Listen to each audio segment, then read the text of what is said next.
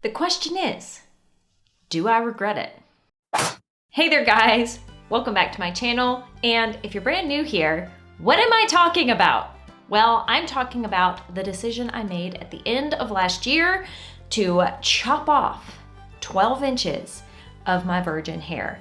And I will be going into all my thoughts, and I'm afraid that this video may not be very satisfying for those of you who love a definitive yes or no answer, because there's really not a solid yes or no to answer that question. Do I regret this giant haircut that I got and the crazy amount of bleach and highlights I have now put in my hair? Hopefully this video is helpful to you if you are on the cusp of a major hair change and you just want more info.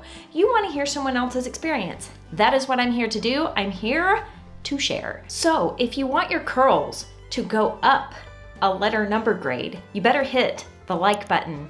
AKA if you're 2A and you want to be 2B, hit the like button. It'll magically help, I promise. Just kidding. I hope this video is helpful to you, and you can let me know that it's helpful by giving it a thumbs up.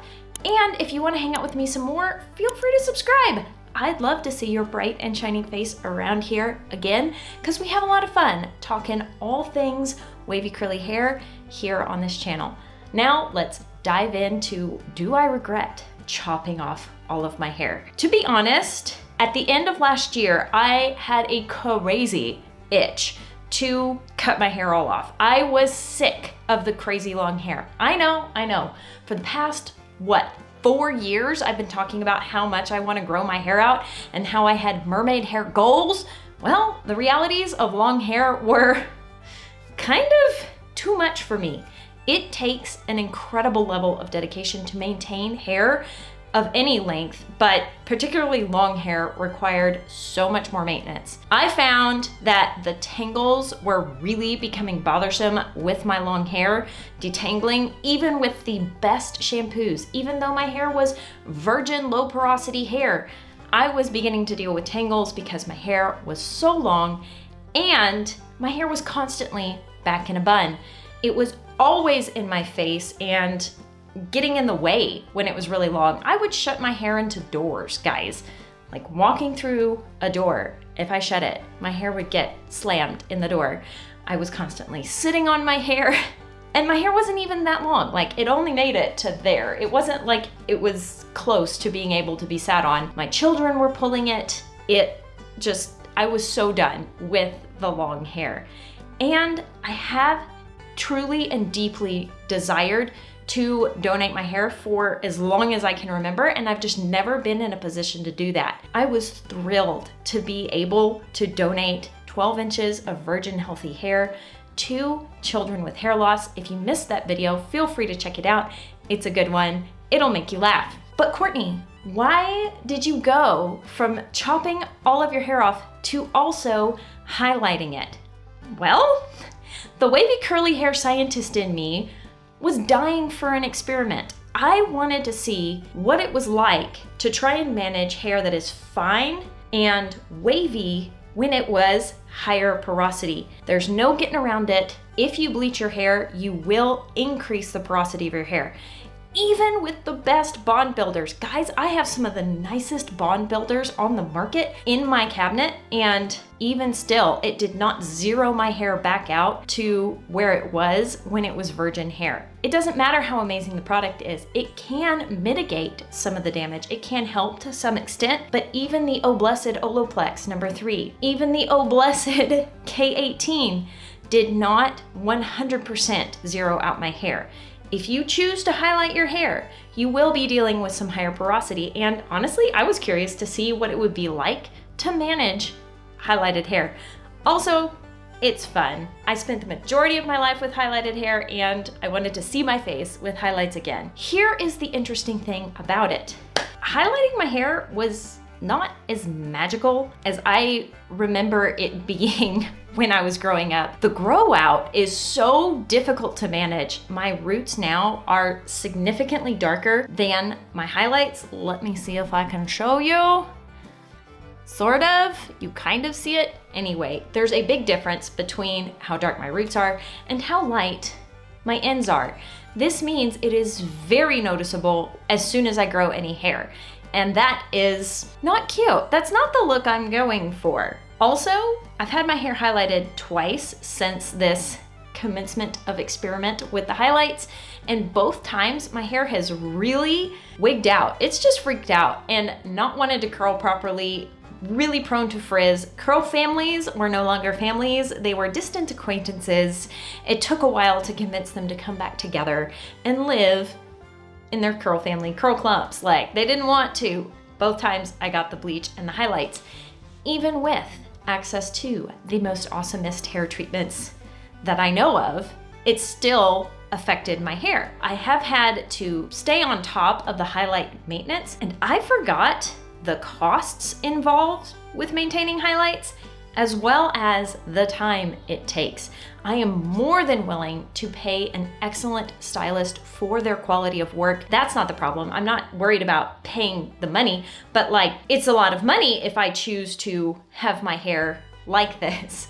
And it's not necessarily a choice I have to make. And let's just talk about tangles. I thought I was dealing with tangles with the long hair before. The tangles with this nice short highlighted hair are 10 times worse. My hair is so prone to wanting to snarl and tangle now. Like, I'm really having to work at it. I'm having to bust out my most slipperiest products in order to be able to detangle at all. And while it has been fun to really like brighten up my hair, brighten up my complexion, I am shocked and stunned at how much I actually and truly do miss my natural hair color. I know I've said this before, but I'm saying it again. I thought for sure that if I ever, like, you know, young Courtney with her bleach blonde highlights, she thought that her hair was just ugly, dishwater blonde, totally unacceptable, and like gross and needed to be highlighted in order to be cute. And then I did the wavy curly hair journey and went with my virgin hair color just for the sake of seeing how healthy I could get my hair. But in doing that and seeing my natural hair color fully grown out, fully on my head, I fell in love with my natural hair color.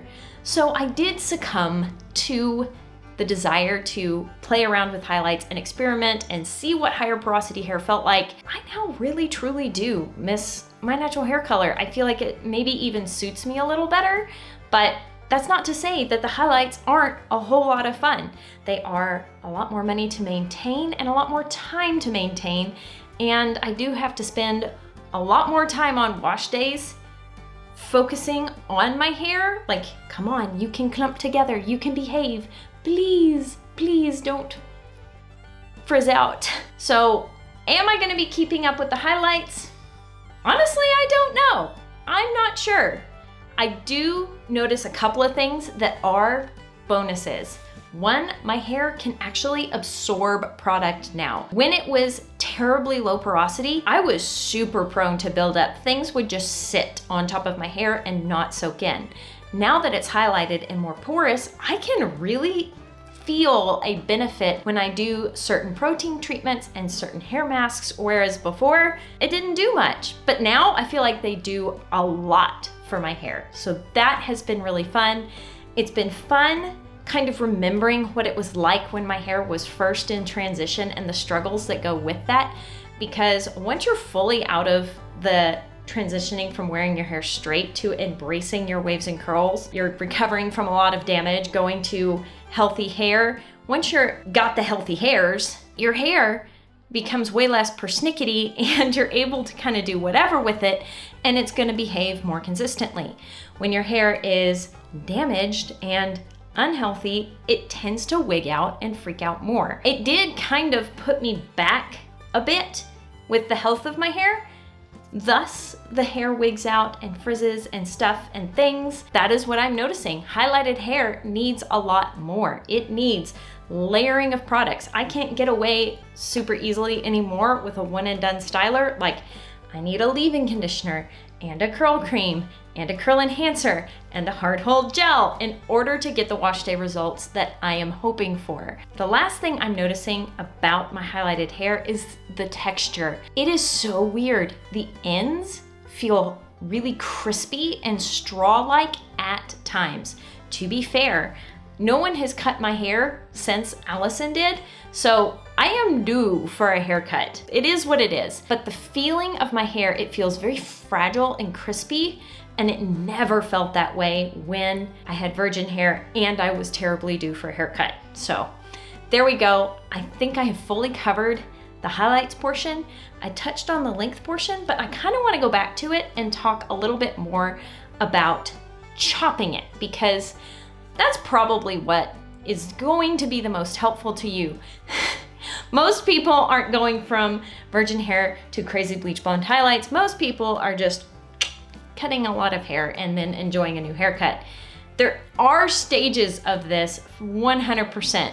You grow your hair out long, you can't stand it, so you chop it off. You love your new haircut for 10 minutes, and then you totally regret it and cry into your pillow and miss your long hair. I didn't have that really hard, like hit the wall, I totally regret it now, I'm so sad. I've gone up and down. There's been fluctuations. There have been times in the past where I've cut a lot of hair off and it's really made me sad. I didn't experience that this time. I think it's because I donated it. Every time I thought about my haircut, it's made me happy instead of bumming me out. That being said, there were a few reasons why I was very ready to cut my hair, and that is because in 2021, I was pregnant with our daughter. I gave birth to her in 2022. I nursed her for as long as I possibly could, and there are a lot of hormone changes that occur during that season, and hormone changes do affect curl pattern. I 100% noticed this with my last pregnancy. It was weird. It was so weird. So I had kind of tighter curls-ish when I got pregnant with our daughter. And then throughout the pregnancy, my curl pattern just kept stretching out and stretching out and stretching out. And I thought it was due in part to the length of my hair, but looking back, it was also due in part to the hormones. The hormones were definitely affecting my curl pattern as well, because as soon as our daughter was weaned, I noticed in the back of my head a section that really starts to get nice tight spirals. My curls are changing again with the shift in hormones. So when I started to notice those tighter curls right at my crown, I thought, okay, I'll just cut my hair and then I'll be able to kind of reset and see what my curl pattern's gonna do. But then I also highlighted my hair, which affects the curl pattern. So who knows what Courtney was thinking. But chopping off a great big long section of my hair was part of kind of figuring out what my hair is gonna do after major hormone shifts. Over the past 4 years, I have been growing out my hair, and it is a lot of work to grow your hair out that long. There is a part of me like misses the long hair because of all the work it took to get my hair that long and that healthy. I feel like I've lost all that hard work. But then again, I gave it to children with hair loss, so it's a mixed feeling, and the feeling of gratitude that I was able to participate in Children with Hair Loss program kind of cancels out my missing the long hair because of the hard work that it took to grow it out. So what am I gonna do now? What's the game plan for Courtney's hair?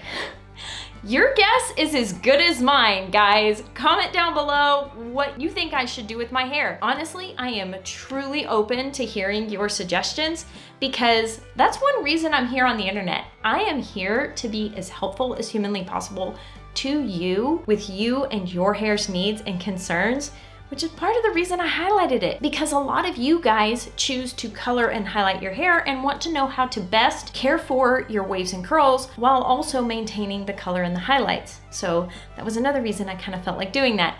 But that being said, what should I do now? Should I do a grow out process where I try and get back to my natural hair color and show you the steps I take along the way doing that? Because there are several ways that that could be done. I could just let my hair grow out and then cut off all the color. I could just maintain regular trims and we slowly watch the grow out together.